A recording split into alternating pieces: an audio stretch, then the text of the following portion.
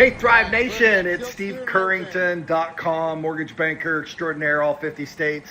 I'm hanging out here in my apartment at my friend's ranch on the farm here in Willis, Texas, which is just north of Houston, and thought I'd share some of the fun stuff that we're doing. See ya. Hello, Mr. George. How much you pay for the new guy? $20? No, too much money. He's no good operator. He's not doing nothing. What happens when you teach your coworker how to drive a front end? Who's a big boy? Who's a great big boy? A big boy! Hey, Clay Clark and my Thrive peeps. It's Steve Currington, as you can tell. Although I'm not wearing my signature green shirt as usual, but I am riding in my signature green Lamborghini. And I just wanted to say how appreciative I am of Thrive and all the guys at Thrivetime and the show and everything that you guys have done. At Total Lending Concepts, we have had tremendous growth and a lot of things changing, especially on the marketing front and from a coaching perspective and from a web presence and branding, and our internet leads are up. Everything is hammering on all cylinders, and really we're just trying to figure out how we can leverage the systems and the processes that we're learning at Thrive more in our business. So now we're setting up a lead tracking system that has been long overdue, and we're doing lots of stuff. But I wanted to take a minute and say thank you to Thrive and Clay Clark and Dr. Z and everybody for all the help in helping us grow our business and hopefully buy more Lamborghinis like this the more we sell. So appreciate it, guys. Some shows don't need a celebrity narrator to introduce the show, but this show does. In a world filled with endless opportunities, why would two men who have built 13 multi-million-dollar businesses altruistically invest 5 hours per day to teach you the best practice business systems and moves that you can use? Because they believe in you, and they have a lot of time on their hands. They started from the bottom. Now they're here. It's the Thrivetime show starring the former U.S. Small Business Administration's Entrepreneur of the Year, Clay Clark, and the entrepreneur trapped inside an optometrist's body, Dr. Robert Zillner. 2 men, 8 kids, co-created by 2 different women, 13 multi-million-dollar businesses. We started from the bottom, now we're here. We started from the bottom and we'll show you how to get here. Started from the bottom, now we're here. We started from the bottom, now we're here. Started from the bottom, and now we're at the top. Teaching you the systems to get what we got. Colton Dixon's on the hooks. I break down the books. Z's bringing some wisdom and the good looks. As the father of 5, that's why I'm alive. So if you see my wife and kids, please tell them hi. It's the CNC up on your radio. And now 3, 2, 1. Here we go! We started from the bottom, now we're here. We started from the bottom and we'll show you how to get here. Started from the bottom, now we're here. We started from the bottom, now we're here. We started from the bottom, now we're here. We started from the bottom and we'll show you how to get here. Started from the bottom, now we're here. We started from the bottom. Do you want to achieve super success?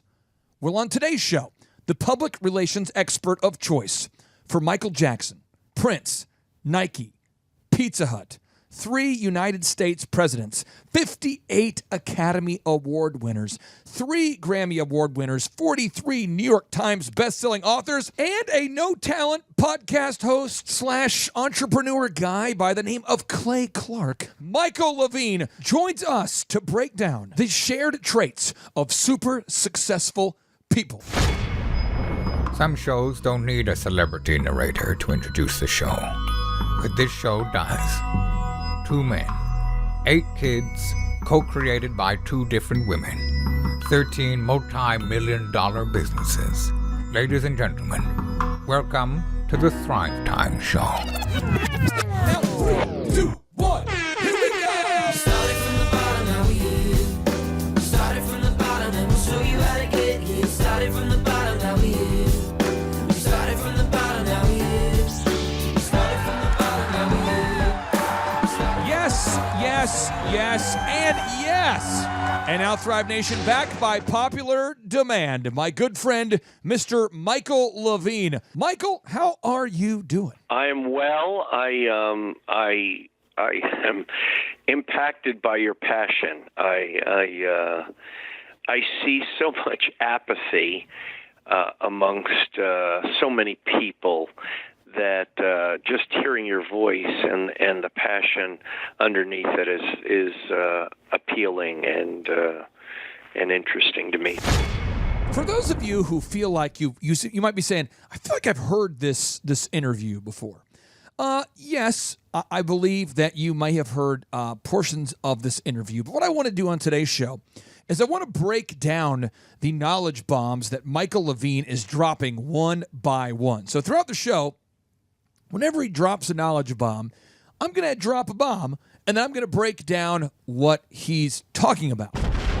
Michael started off the interview by telling me that he appreciated my passion, which I am honored to hear that he picks up on that. And hopefully you as a listener pick up on that. But the teaching moment for you is Napoleon Hill, the best-selling author of Think and Grow Rich. Think and Grow Rich, the number one self-help book of all time. The guy who wrote the book was the personal apprentice for Andrew Carnegie. He once wrote, there is one quality which one must possess to win, and that is definiteness of purpose, the knowledge of what one wants, and a burning desire to possess it, or a passion to possess it. What I'm talking about is the reason why I do this podcast each and every day is because, actually nine shows a week, not that I'm counting, but the reason why that I do this is because I am passionate about your success. I know what it's like to struggle and to not know what to do or how to improve your financial situation or not knowing the next step.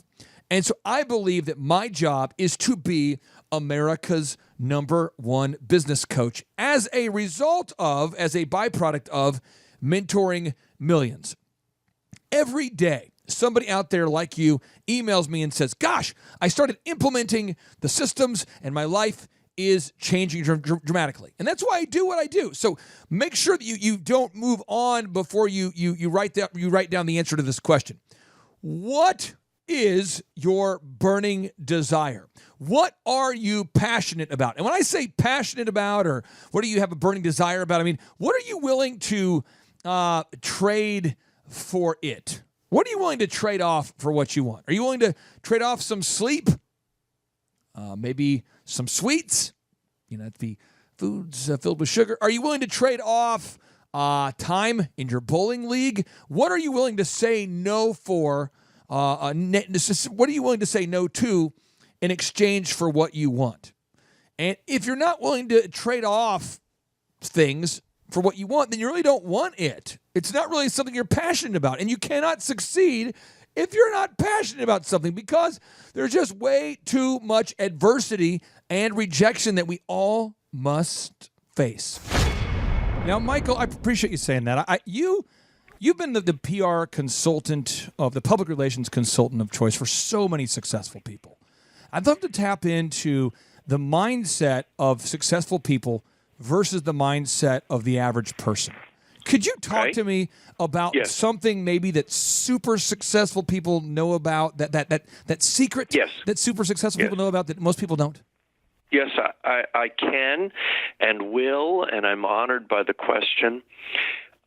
Let me first just explain to your audience something that I think you may know, which is that I was born in New York City. I was born 2.5 miles north of Ground Zero. I was born into a not ideal family. There was an alcoholic parent. And I, in addition to that, and anyone who's ever been raised in an alcoholic home knows that's very, very, very difficult. But in addition to that, I had another significant problem, a disability that wasn't known very well at the time, and that is now referred to as dyslexia. Mm-hmm. And I say now because 40 years ago we had a different word for dyslexia. It was called dumb. So these disadvantages, right, being raised in an alcoholic home, I was as virtually all dyslexics are, a very, very poor student, barely graduated high school. And these disadvantages really helped form me. And essentially what I came to conclude about my situation, I left the house at age 17, is that since I wasn't formally educated, and since I'm not that smart, I better increase my powers of observation. Oh, there's so much there to break down. But think about this for a second. Michael Levine, the number one PR consultant in the world, grew up what? Poor. Grew up what? Dyslexic. Grew up with what? An alcoholic family. So Michael Levine had every disadvantage. But instead of becoming bitter, he decided to become better. And he could only do that by becoming self-aware. So I'm asking you today, are you deciding to become a victim or a victor? What is the disadvantage that you could turn into your advantage? The guy was dyslexic and he's a best-selling author. He can't read very well, right? But he's a best-selling author. But he didn't view it as a what? He didn't view it as a setback. He viewed it as a set up. He didn't use it as a reason to become bitter. He used it as a motivation to become better. That is what successful people do. You see, all successful people view their failures and setbacks as a prerequisite, as a stepping stone to their ultimate achievements. All successful people that I've ever spent time with view failure as a prerequisite to success and as a stepping stone to where they want to go. So I'm asking you, right? What disadvantage? What bad deck of cards? What bad hand of cards? What bad situation have you been dealt? Did you grow up dyslexic, or did you grow up in an alcoholic family? Did you grow up without money? What are the list of excuses that you could make? And as soon as you say, you know what, I'm not going to let my excuses define me. I'm not going to become the excuse meister. I'm going to become a person who is turning my haterade into motivation. I'm somebody who can turn my disadvantage into my advantage. I'm somebody who can turn my setbacks into my setups. The moment that you refuse to believe your own excuses, you will win. Right? Right. So I tell people all the time, and I mean it, and I know it sounds kind of humorous, I'm not very bright, but I'm significantly above average at watching what bright people do. And I'm also significantly above average, if I may say, at watching what not so bright people do. And I came to conclude the obvious, which is success leaves clues, and so does failure. And again, since I'm not very bright, I figured out that if I increased my powers of observation, if I watched the world very keenly and people very keenly, I would learn what successful people do, and I'd learn what idiots do. Or maybe a more polite way of saying it is, I'd learn what affluent people do, and I'd also learn what people, exhausted, broke folks do, and I would try to do more of the better actions, since I liked to eat and since I didn't have any education. And so that was it. And success does leave clues, and so does failure. Thrive Nation, do you know how I became one of the top 3 search engine optimization experts on the planet? Do you know how I did it? I began to study sites that ranked well in Google and sites that did not rank well in Google. And that's how I came up with the Search Engine Manifesto, the SEO Manifesto, the Search Engine Optimization Manifesto, which is available for free to download, as thousands upon thousands of people often do, by going to thrivetimeshow.com. You can download the Start Here book for free, and in the ebook version of the Start Here book, you will find the SEO Manifesto. Companies all over the world. I've spoken with Hewlett-Packard. I've spoken with Maytag. I've spoken for O'Reilly's Auto Parts. I've spoken with UPS. The guys in Brown. What can Brown do for you? I go on and on. Farmers Insurance. Huge companies.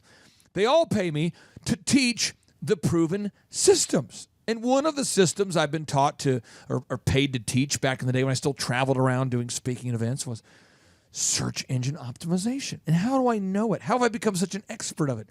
It's because I've studied. When I say study, I've spent in an exhaustive, extensive, a massive amount of time myopically focusing on why do certain websites come up top in Google and why do certain websites not. And the reason why I've become a master of time management is because I've spent a lot of time with actual millionaires and billionaires, and I've asked them, how do you organize their day? How do you organize your day? I mean, the founder of Hobby Lobby, I've asked him, it was a billion-dollar company. How do you organize your day, Mr. David Green? I've asked Maurice Kanbar, the founder of Sky Vodka. Mr. Maurice Kanbar, how do you organize your day? I've met Chet Cadjo, the president and CEO of Quick Trip, the billion-dollar convenience store chain. Sir, how do you organize your day? I've met David Robinson, the NBA Hall of Famer turned very, very successful investor. Visit his website, Admiral. It's the Admiral Fund. Just do a Google search for the Admiral Fund, and you will see it's the Admiral Capital Fund. The Admiral Capital Fund. Just Google search it. You'll see David Robinson, what he's up to, having more success off the court than on the court. And I've asked him, how do you organize your day? Lee Cockrell, the former executive vice president of Walt Disney World Resorts, who once managed 40,000 employees. And I've asked him, hey, how do you organize your day? And that is how you become successful. And then you just study people that are having no success. And you go, wow, gosh, the guy who spends his entire day on Facebook making ClickFunnels and attending every single possible networking event, that guy has no success. I probably shouldn't do that. Wow, the guy arguing about politics on Facebook has no success. I probably shouldn't do that. Gosh, the DJ company that's my competitor that's failing, they're doing X, Y, Z. I probably shouldn't do that. The haircut competitor we deal with, and for the Elephant in the Room Men's Grooming Lounge is a business I own, but one of our competitors does just unbelievable jackassery that approaches what I would call a crime against the marketing humanity. It's so terrible, it's almost laughable. But I watch him and I go, wow, I probably should not do that. So I ask you today, what should you be doing and what should you stop doing? As an example, I've never met a millionaire or a billionaire who does not, on average, start their day 3 hours before everybody else. Every millionaire and billionaire I've met wakes up at either 5 a.m. or 6 a.m. every time. And I say, without exception, this happens. The only time I've seen somebody who has a slightly different approach would be like Dr. Zellner, because this guy works an extra 3 hours every day, but he used to do it after everybody went to bed. So this guy would, stay up and burn the midnight oil and do it that way. But all successful people are there's no hack to it. These guys are getting up at, 5 a.m. every day. In Z's case, he's probably going to bed at 5 a.m. every day. But the point is, when you study successful people, when you're around super successful people, you are going to discover that they work very hard. And they actually have an unfair head start on everybody else because they work harder than everybody else. Ryan Tedder, who I went to college with, he has a notable quote that I love so much. He says, when you're around enormously successful people, you realize their success isn't an accident. It's about work. And Mark Twain had it right, Clay. Never, ever, ever let school interfere with your education. And so you've put an army of people together listening to this podcast. I think the army now about 500,000 in size. Yeah. And these people clearly are trying to listen, to gather, to observe from you and others things that will assist them in their journey. And I commend you, because an army of 500,000 is pretty impressive.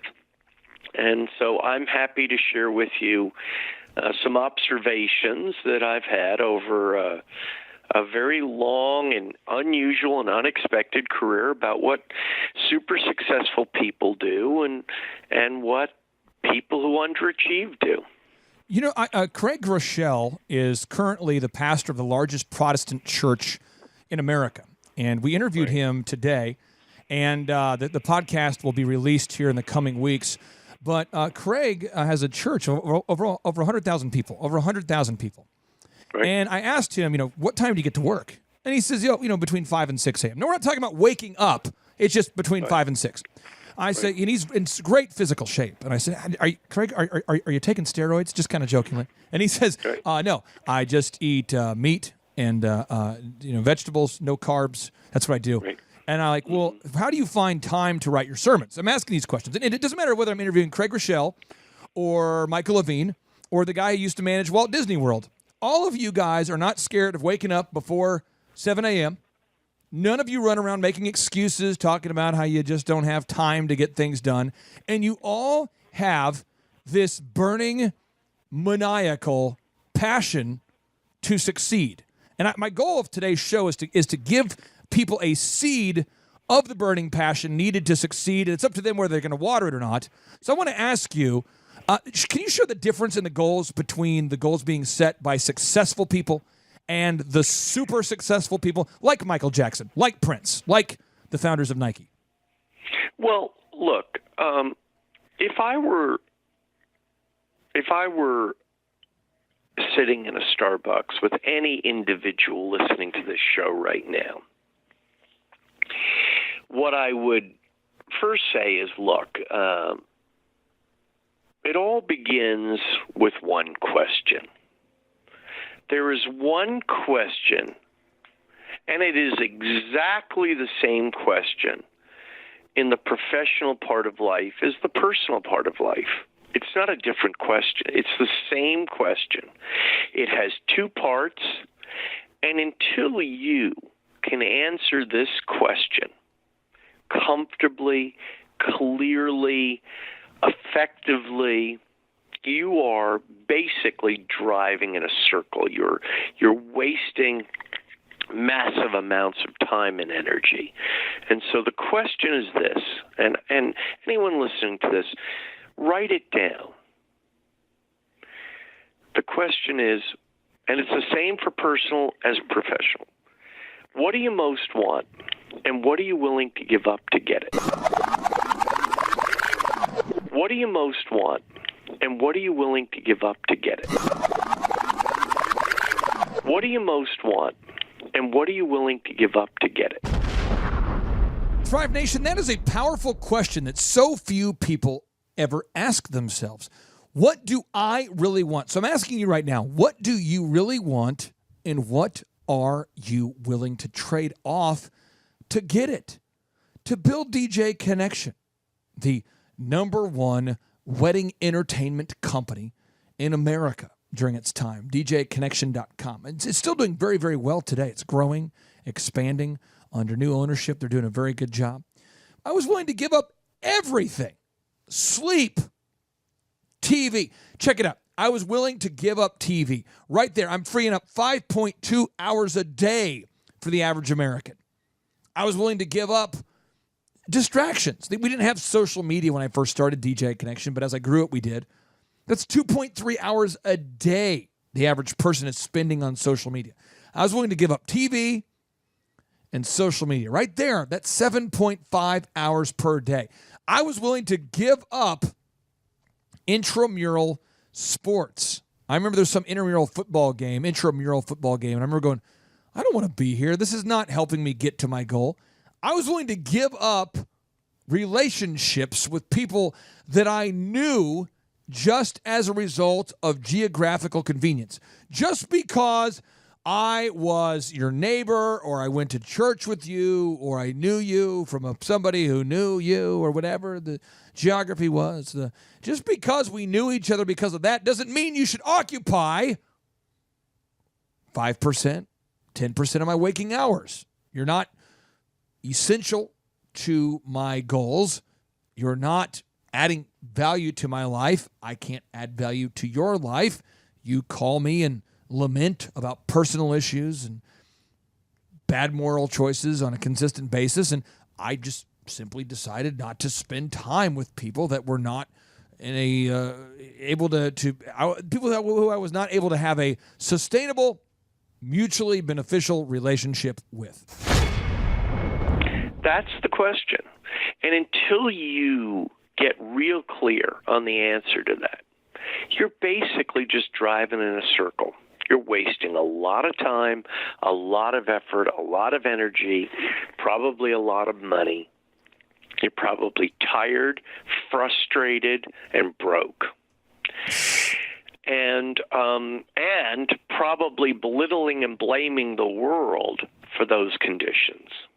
I want to hammer home something you just said and give a lot of examples for the listeners out there, John, because John's our program observer, and he's going to take notes here. But I just want to give the listeners an example.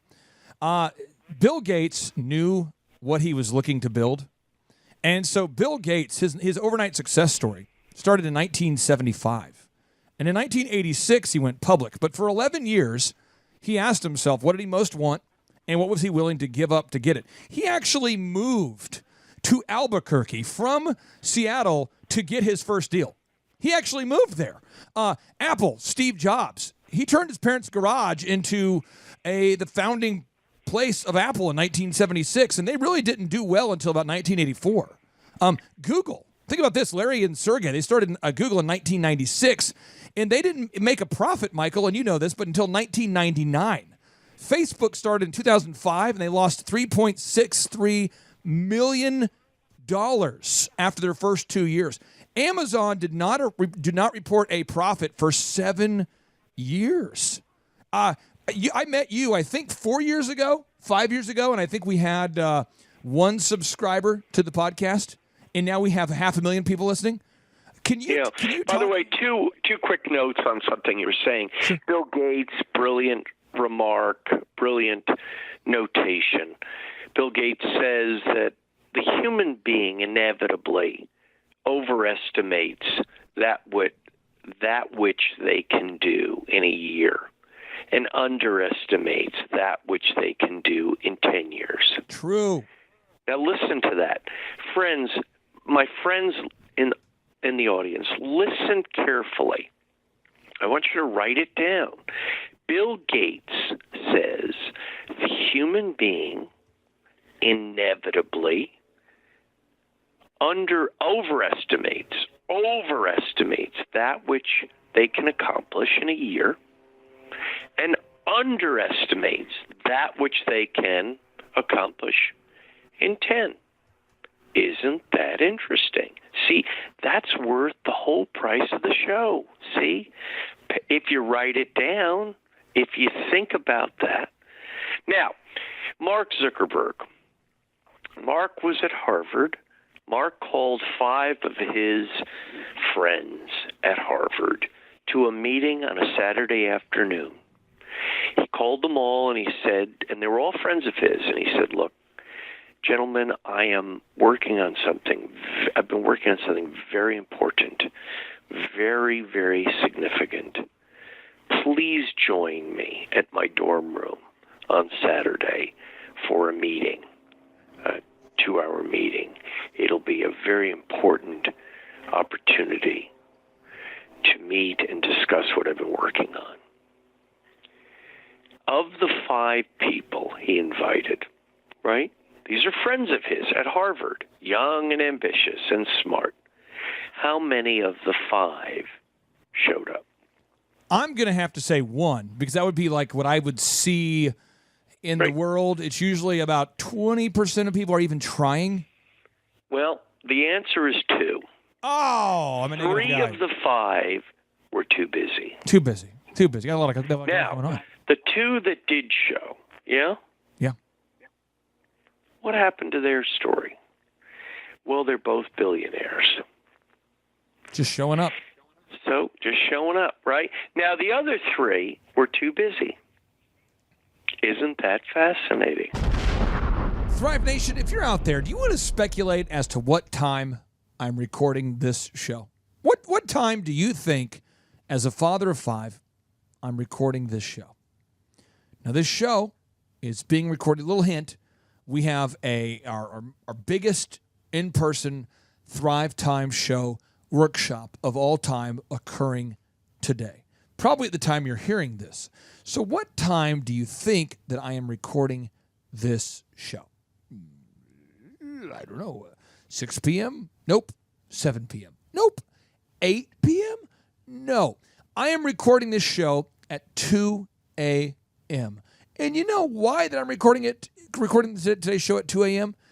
Because I have a workshop I'm doing today with hundreds of great people, and you, the listener, have subscribed to our podcast. Therefore, you deserve to have 9 new shows a week. I've committed to doing that, and I'm going to do it, right? So I had to make a trade-off. And so part of it is I just had to show up, right? So I went to bed at 9 p.m. Go to bed, it's 9 until, if I went to bed, 9 to 2, that'd be 5 hours. The point is, a little bit sleep deprived, but I got it done. I didn't make an excuse. And let me tell you this little secret. I had some Dayquil. I've had some Dayquil because I got a little bit of snuffles, a little bit of sniffles. I don't feel very good, but I'm doing it. I'm making it happen. And you know why I'm making it happen? Because I've committed to doing it. And so many people only work hard on the days that they feel like it.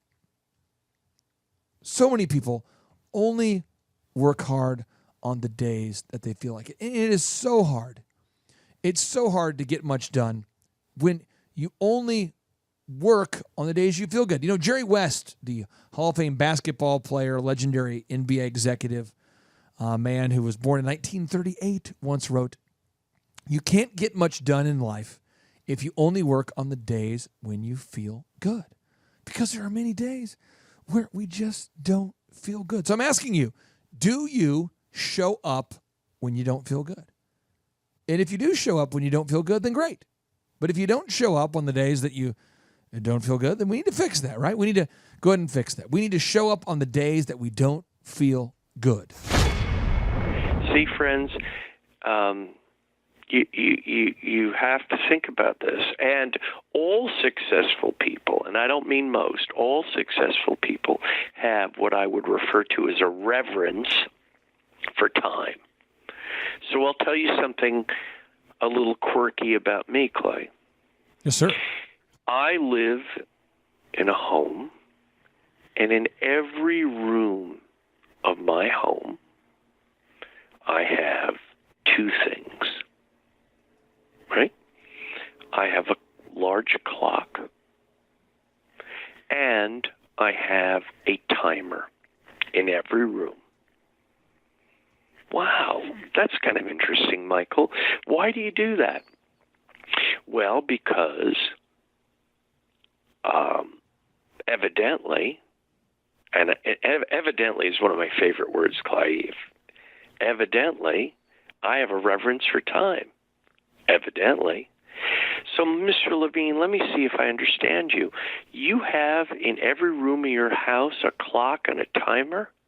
Yes, I do. Really? Yes, I do. In your kitchen? Yes, I do. In your bathroom? Yes, I do. Gotta make it quick. Wow. So why is that, Mr. Levine? Well, evidently, I have a reverence for time. See? Thrive Nation, I have yet to meet a super successful person that does not have a reverence for time, who doesn't have a concept of time, who isn't irritated when the family leaves late to church. I've never met a successful person who is not bothered by people who are perpetually late. I've never met a successful person who is perpetually late. Now, there probably is an exception out there just so that, people can, have the devil's advocate there. But I've never met somebody who is very successful, who doesn't have a massive reverence for being on time. I just haven't seen it yet. And John D. Rockefeller, the guy who is sort of like the father of the fossil fuel industry. There's a book written about him called Titan, written by Ron Chernow. Great book there. And that book is just absolutely a life changer for somebody out there. But John D. Rockefeller, he talks about time management in the book. There's a lot of quotes in the book, Titan, by Ron Chernow, about the life and times of John D. Rockefeller. This is a guy who grew up crazy poor, who became the world's wealthiest man in the oil and gas industry. I mean, this guy started working at 16 full-time. His life is legendary. But he says, a man has no right to occupy another man's time unnecessarily. A man has no right to occupy another man's time unnecessarily. So if you're out there and you find yourself chronically late or running behind, you need to get on top of your calendar today, because people that are perpetually late, doesn't mean you're a bad person if you're late one time, but people who are perpetually late cannot and will not become successful. However, when you become super successful, you can be late all the time, and it's called being fashionably late. Before you're super successful and you're late, people just call you a jackass. This is one thing about you that it blew my mind the first time I had a chance to interview you. First off, I'd read your books. I'd read the Broken Window Theory and the PR Bible, and I'm just a big fan of your stuff. And Thank you. You talk about how successful people are from Planet Epic, which I didn't know you at the time, but my marketing company, which is arguably one of the largest ones in Oklahoma, is called Make Your Life Epic. My photography company I started was called Epic Photography. I love the word epic. Can you talk to me about the Planet Epic? And by the way, let me tell you what I would say to your audience members if I were in a Starbucks and Clay just walked away from our meeting. Here's what I'd say. Hey, friends, evidently Clay likes the word epic. Evidently. See? And that's the words and the things that we surround ourselves with are very telling and very important. And do you have a reverence for time? Because I'll tell you this, virtually all people who have great success have a reverence for time, and all underachievers have no reverence for time. Virtually all people who have great success have a reverence for time, and all underachievers have no reverence for time. So I would ask you, what camp are you in? Are you fastidious about being on time? Do you care about being on time when you're late? Is it the exception? Or when you're late, is it the rule? Are you chronically late? Do people expect you to be late? Or do people expect you to be on time? If you want to become a super successful person, you must develop the habit of being on time. And now you got to figure out which team you want to play on, evidently. Very few people play on Team Epic. Yeah, they don't even want to play. And they think it's mean to do it. They think it's mean when you end a meeting at the agreed upon time. I mean, today I did the interview with Mr. Craig Rochelle, Pastor Craig. He let me know I have a hard out. With a hard out, that's code in the podcast and broadcast and the world of media that I am definitely going to end at this time, whether you're ready to end or not. But most people have a soft out or a peace out or no out. They just basically talk and they lament about their feelings for an hour and a half. After that event that just took place, they lament about it for an hour and a half. Then they go on social media and talk about it with a bunch of knuckleheads for 2.5 hours. Then they post a picture of a cloud on social media, right? Feelings. Or a cat or a dog. I mean, it's really, it is remarkable. Now, the good news is that if you don't do those dopey things, right, you'll have a pretty easy path. It's not very crowded. You've been born into a generation at exactly the moment in which your competition overwhelmingly is stupid and lazy. Yes, it's so true. It's so true. It's so true. And when I mean stupid, I don't mean academically stupid. What I mean to say by stupid is their mind is distracted with nonsense, right? Their mind is incapacitated.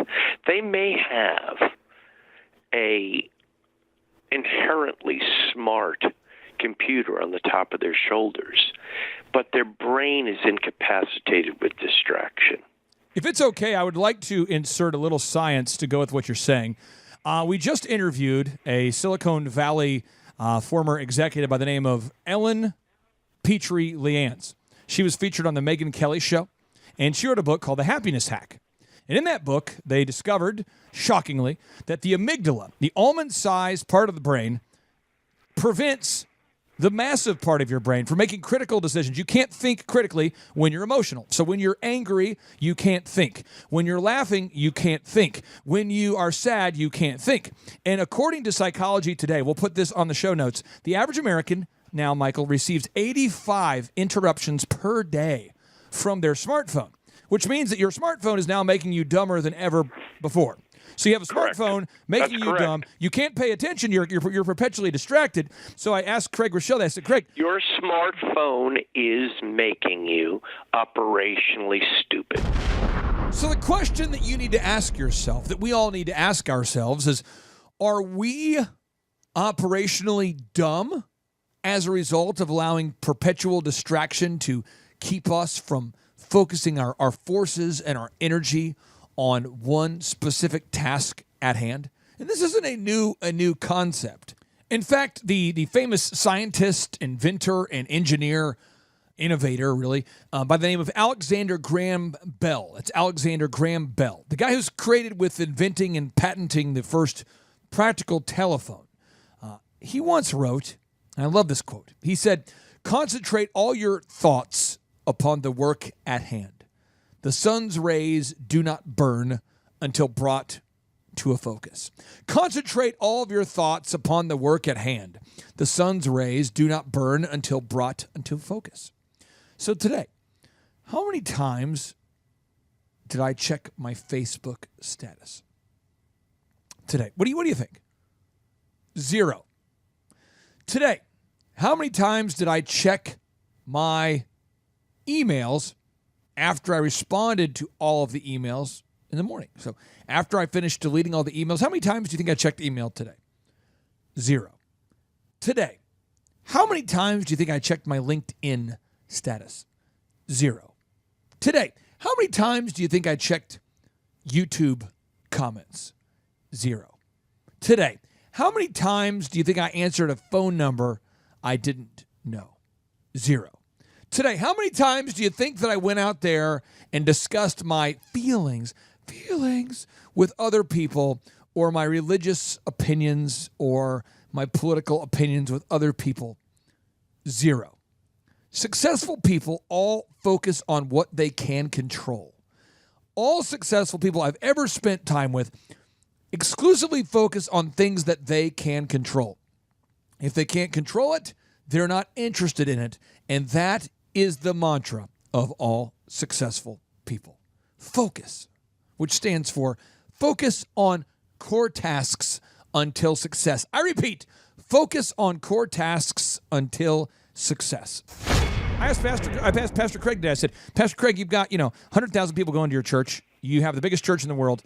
How often do you check your social media? And he says, well, I have two phones, but the one is always off, basically, and then I have one that I deal with important things. The point is, he doesn't even go on there. He said it's set where he's made a lock on there for his own mind freedom, where he cannot check social media on. He's locked it up where he has no apps, no push notifications. And if you're competing against people that are distracted, that's a lot like boxing against a guy who is, you're in a boxing ring with somebody and you're going head to head with a guy that's on his smartphone. I mean, you're just going to destroy the guy. You're driving drunk. You are driving drunk.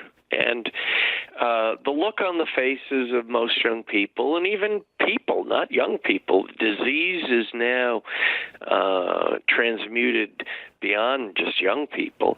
The look of addiction on the face is, just primal and visceral. It is absolutely 100% the problem for many people out there. Planet Epic, I want you to talk about these goals of super successful people. How are the goals of Prince? How are the goals of Michael Jackson? How are they different from that of the average musician that reached out to you for public relations help? I think the people that I represented in this most unusual life and career I've had a relationship with destiny, that they felt internally that they were destined for extraordinary things. And so that relationship with destiny, I think, created an epic life. Now, not always a happy life, by the way. There is enormous sacrifice to success or super success. You must say, as Steve Jobs taught us, 1,000 no's to get one big yes. So let's talk straight. If you want to be a world-class anything, you're going to have to give up a lot.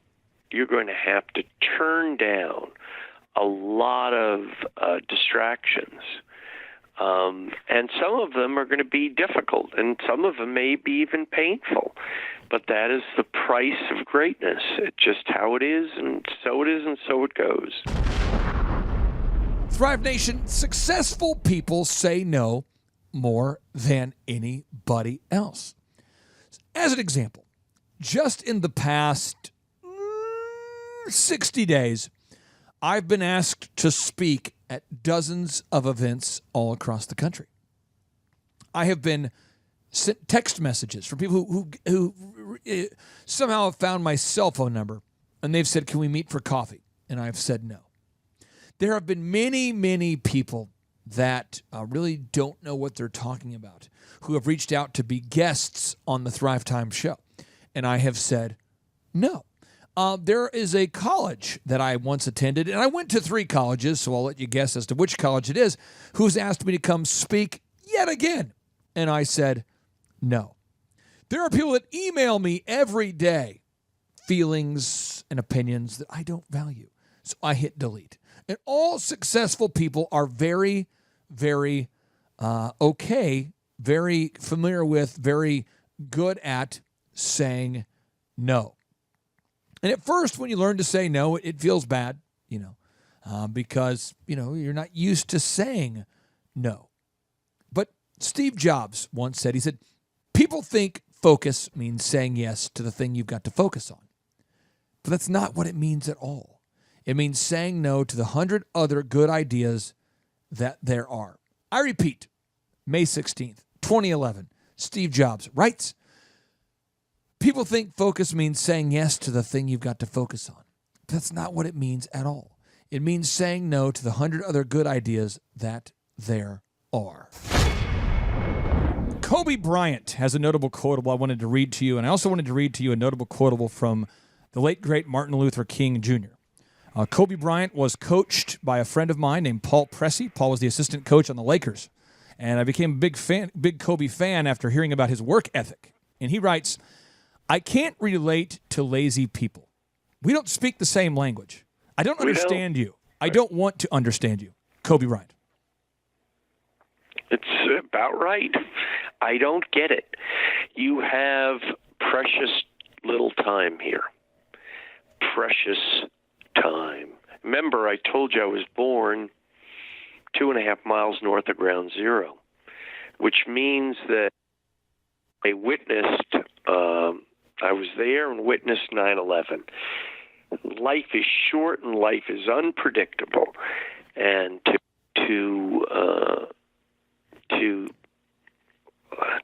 lose the opportunity of doing something you've been born to do I just don't relate to it. I wish them well. I don't wish anyone ill.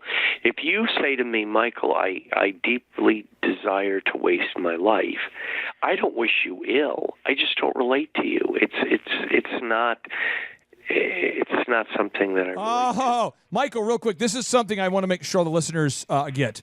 People who've been around the Tulsa area know that I hang out a lot with certain people in town. People that own banks, they own businesses. And we didn't just sit together and say, hey, let's make a list of elite people that we want to surround ourselves with because we're awesome. No, because we all grew up poor. Or in my case, I stuttered and grew up without money. Dr. Zellner's case, he had a speech impediment. We all grew up with something. You were dyslexic, right? And by the way, I will note to you that often I believe the the disadvantage turns out in the end, painful though it was, to be an advantage. People don't know this. Kobe Bryant played a game in 7th grade basketball, and he never scored a single point. And he said the ridicule that he received because his father was a professional basketball player motivated him to have the most intense work ethic ever. So, the disadvantage, can turn out to be an advantage if you play your cards right. And that's what life is. Life is a series. Some of us get bad cards and play them well. Some of us get good cards and play them bad. Some of us get medium cards and play them medium. How you play your cards will determine your destiny. And I'm so honored to be talking to people in your audience, a large audience, that are determined to try every day to learn how to play their cards better. Our listeners are people that we teach this at our conferences. I know you'll be at the December conference. By the way, very excited to have you at the December conference. If you're out there listening and you want to attend a conference where you get to ask questions directly to the man who has given advice to 3 United States presidents, to Prince, to Michael Jackson, to Nike, to Charlton Heston. I'm missing other people. Nancy Kerrigan. Michael, who else am I missing? Who else have you coached over the years? George Carlin, Joan Rivers, John Voight. There's thousands of celebrities, but the 3 U.S. presidents. One of the things I'm proud of is both political parties. So I'm very grateful to this nation, which I am deeply, deeply, deeply concerned about. I am very grateful. What happened to me could only have happened in America, and so I want to share with people in whatever remaining years I have left, some ideas, particularly attracted to sharing them with underdogs, and that means anyone who didn't come from privilege. And that means my minority friends, my African American friends, my Hispanic friends, my friends that come. I was an underdog, and I have an attraction to talking to underdogs. And it can be done. It can be done. Now, is it simple? No. Is it easy? No. Is the game fair? No. Will you have to do sometimes more than fairness would require? Yes. If you want to be broke in America, the number one thing you got to do, all you got to do, is think like a victim. And this is what I'm so deeply concerned about, is too many Americans, unfortunately, are thinking like victims. Oh, that was deep. He said, if you want to be broke in America today, the land of opportunity, you must think like a victim. Again, if you want to be broke in this great, great land of opportunity, you have to think like a victim. And a victim just means that, as a kid, I used to stutter a lot as a kid, right? I stuttered a lot as a kid. I had a neighbor that sexually abused me, and, I got mocked because I stuttered a lot as a kid, right? I took algebra 3 times. Took my ACT 3 times. I could run around saying, gosh, I wish I had a better memory. Oh, I'm so bitter about the way I grew up. That's why I haven't had any success. Oh, my dad wasn't rich. My dad did the best job he possibly could. But we could all run around making a list of things that are keeping us from being successful. And if we did that, we would become victims. But a victor is somebody who turns their negativity into positivity. Nobody would want to know the story of Abraham Lincoln if he, tonight on the History Channel, we share a story about a man who was born successful, who died successful. His name was... No, we like Abraham Lincoln because he lost all the time when running for office. He failed in business. His childhood sweetheart died. He had a nervous breakdown. He fought adversity his entire life. He ended slavery and died for it. No one would want to know the story if you hadn't gone through something.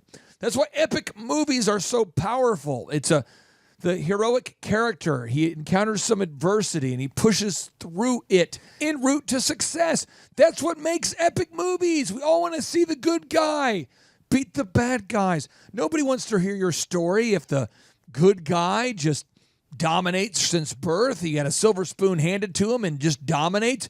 You've got to go through something. What's happening is as you go through something, struggle builds strength. Again, struggle builds strength. So as you're going through something, you're developing strength as a result of your struggle, and you're developing a story based upon your truth. You're gaining skills that will allow you to pay the bills as a result of adversity.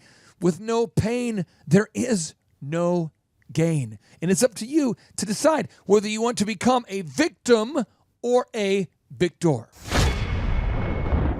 December 7th and 8th, victors, people who want to be victors, not victims, people who are wanting to become better, not bitter, they're going to all arrive in Tulsa, Oklahoma on December 7th and 8th. And rumor has it you're going to be attending the workshop. Is that correct, my friend? It is true. I've never been to Tulsa. I'm excited about the chance to talk to some of your nice friends. Give it to them straight. I'm looking forward to it. I think it'll be a great opportunity for me to share some of my ideas and values and listen to some of the concerns and ideas and challenges that people are having in their lives. Michael, my final question for you. I know you got to go here for you got to move on and do some other things with your life today. I appreciate you hopping on the show here. But Michael Jackson, you were in the physical presence of the King of Pop. Could you describe for the listeners just what the aura or mindset was of probably one of the top musicians of all time, Michael Jackson? I think that without speaking about him personally, I think that this is something that can be said about him and others.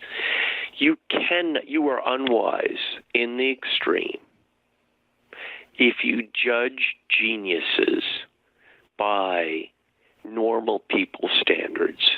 And that genius could be Michael Jackson or Steve Jobs or Bill Gates or Barack Obama or anyone who has achieved that level of success. They're operating on with a different frequency. And so we must not judge, we are unwise to judge them by just the normal contemporary standard of the day. They're just not, they're playing in a different game. Michael, thank you for writing 19 books, even though you're dyslexic. Thank you for fighting the fight, for moving from the right coast to the left coast and rounding up the world's superstars and distilling it into your books. And thank you for agreeing to come out there to the workshop. And for all the listeners out there, we have a special going right now. If you would like to get your tickets free, all you have to do, you got to take some action. Go on to iTunes, subscribe to the podcast, leave us an objective review, and then email us proof that you did it to info@thrivetimeshow.com. Subscribe to the podcast on iTunes. Leave us an objective review. Email us proof that you did it to info@thrivetimeshow.com. And you not only get to meet Michael Levine, but you also get to attend for the low price of free. And it's just $37 for the workbook and the food. But it's going to be a life-changing event for somebody. Michael, we like to end the show with a boom, which around here stands for big, overwhelming, optimistic momentum. And so we always end it with a 3, 2, 1, and a boom. So, Michael, are you ready for a boom? Are you ready? I am. Here we go. 3, 2, 1.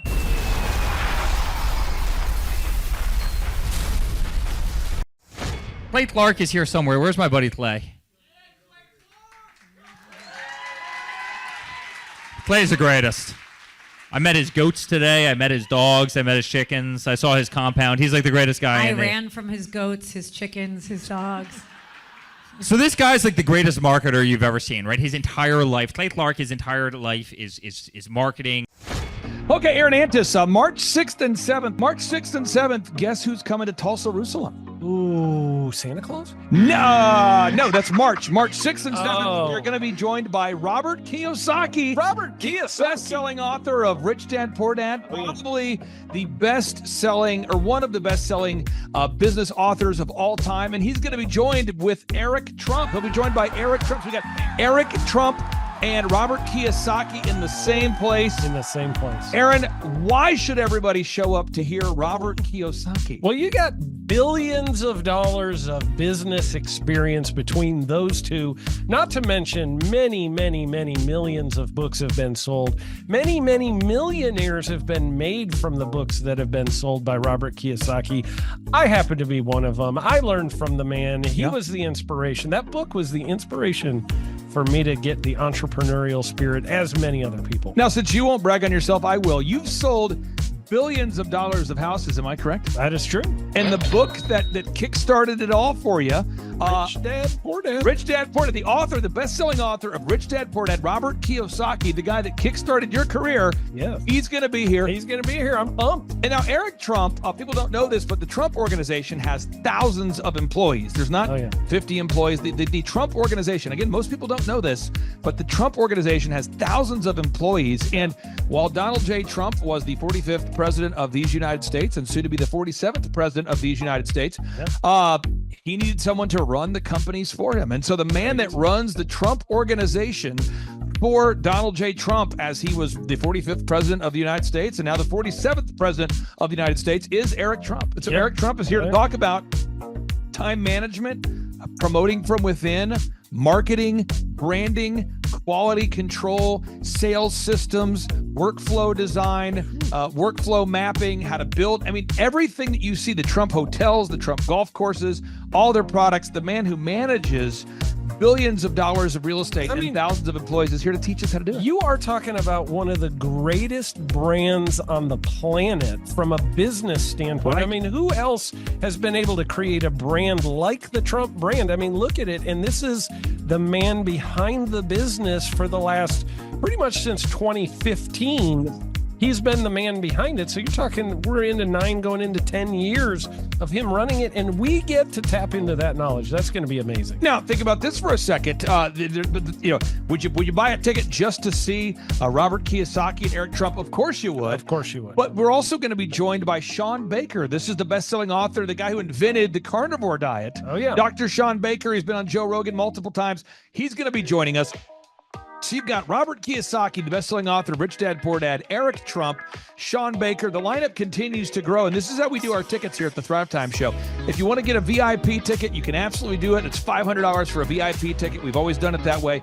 Now, if you want to take a general admission ticket, it's $250 or whatever price you want to pay. And the reason why I do that, and the reason why we do that is because we want to make our events affordable for everybody. I grew up without money. I totally understand what it's like to be in a tight spot.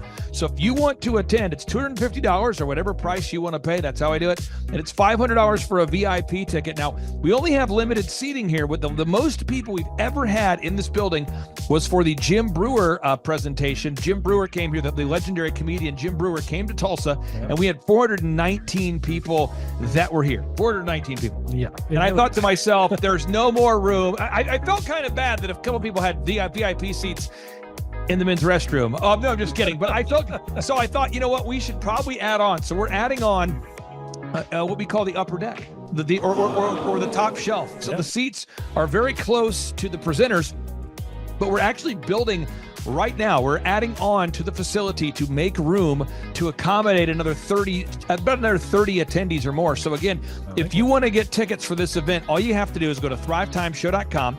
Go to thrivetimeshow.com. When you go to thrivetimeshow.com, you'll go there, you'll request a ticket, boom. Or if you want to text me, if you want a little bit faster service, you say, I want you to call me right now.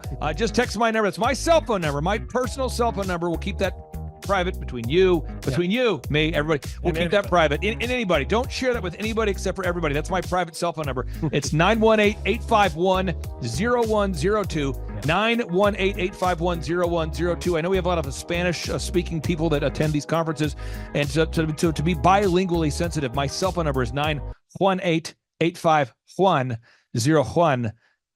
That is not actually bilingual. That's just saying Juan for a one. It's not the same thing. I think you're attacking me. Now, let's talk about this. Now, what kind of stuff will you learn at the Thrivetime Show workshop? So, Aaron, you've been to many of these over the past 7-8 years. So let's talk about it. I'll tee up the thing, and then you tell me what you're going to learn here, okay? Okay. Yeah. You're going to learn marketing and branding. What are we going to learn about marketing and branding? Oh, yeah. We're going to dive into, so many people say, I got to get my brand known out there, like the Trump brand, right? You want to get that brand out there. It's like, how do I actually make people know what my business is and make it a household name? You're going to learn some intricacies of how you can do that. You're going to learn sales. So many people struggle to sell something.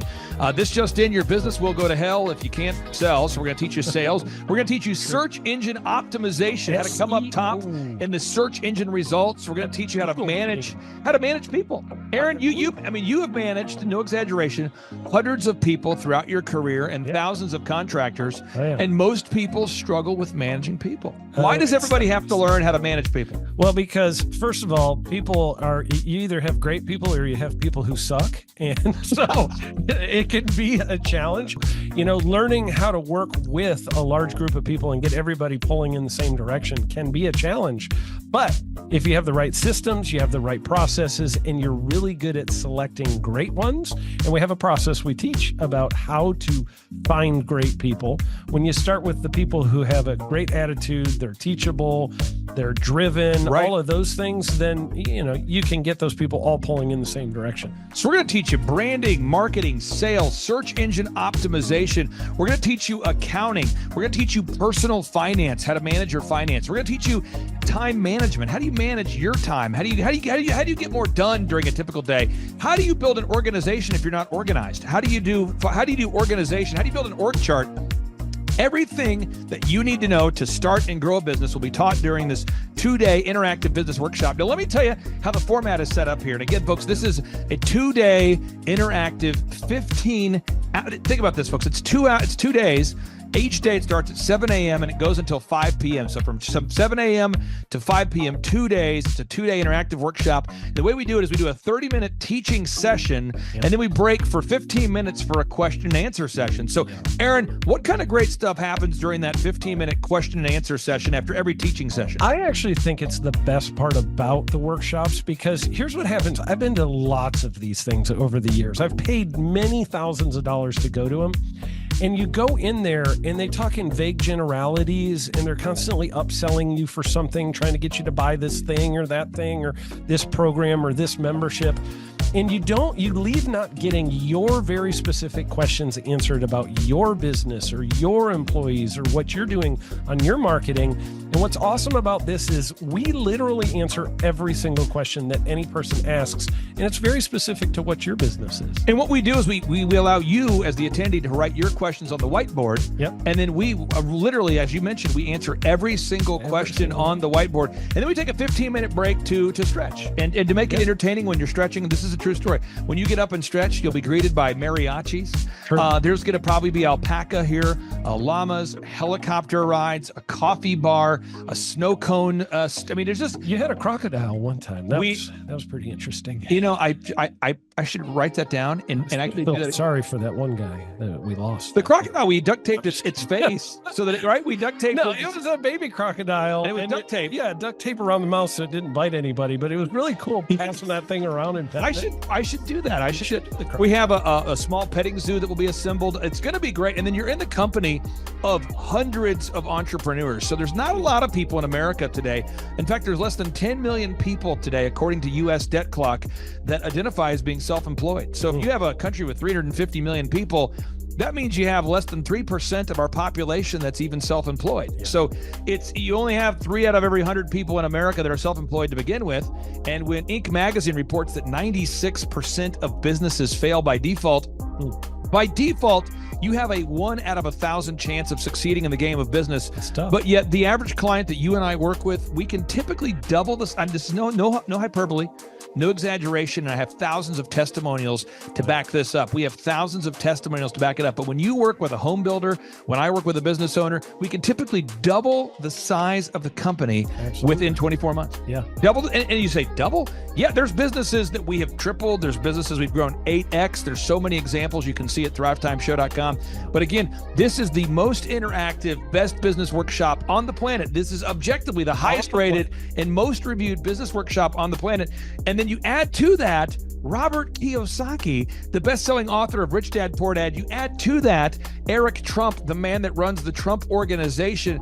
You add to that Sean Baker. Now you might take, but Clay, is there more? I need more. Well, okay, Tom Wheelwright is the wealth strategist for Robert Kiyosaki. So people say, Robert Kiyosaki, who's his financial wealth advisor? Who's the guy who manages, who's his wealth strategist? His wealth strategist, Tom Wheelwright, will be here. And you say, Clay, I'm not going to get a ticket unless you give me more. Okay, fine. We're going to serve you the same meal both days. True story. We cater in the food, and because I keep it simple, I literally bring in the same food both days for lunch. It's Ted Escondido's, an incredible Mexican restaurant. That's going to happen. And Jill Donovan, our good friend, who is the founder of Rustic Cuff. She started that company in her home, and now she sells millions of dollars of apparel and products. That's rusticcuff.com. And someone says, I want more. This is not enough. Give me more. Okay. I'm not going to mention their names right now because I'm working on it behind the scenes here. But we've got one guy who's given me a verbal to be here. And this is a guy who's one of the wealthiest people in Oklahoma, and nobody really knows who he is because he's built systems that are very utilitarian, that offer a lot of value. He's made a lot of money in it's where you rent. It's short term. It's where you're renting storage spaces. He's a storage space guy. He owns what do you call that? The rental, storage space. Storage units. This guy owns storage units. He owns railroad cars. He owns a lot of assets that make money on a daily basis, but they're not like customer facing. Most people don't know who owns the mini storage facility, or most people don't know who owns the warehouse that's passively making money. Most people don't know who owns the railroad cars, but this guy, he's given me a verbal that he will be here, and we just continue to add more and more success stories. So if you're out there today and you want to change your life, you want to give yourself an incredible gift, you want a life-changing experience, you want to learn how to start and grow a company, go to thrivetimeshow.com. Go there right now, thrivetimeshow.com. Request a ticket for the 2-day interactive event. Again, the day here is March 6th and 7th. March 6th and 7th, we just got confirmation. Robert Kiyosaki, best-selling author of Rich Dad, Poor Dad, he'll be here. Eric Trump, the man who leads the Trump Organization. It's going to be a blasty blast. There's no upsells. Aaron, I could not be more excited about this event. I think it is incredible. And there's somebody out there right now, you're watching and you're like, but I already signed up for this incredible other program called Smoke Your Way to Thin. I think that's going to change your life. I promise you, this will be 10 times better than that. Looks like I picked the wrong week to quit smoking. Now, don't do the Smoke Your Way to Thin, conference. That is, I've tried it. Don't do it. Yeah, chain smoking is not a viable. I mean, it is life changing.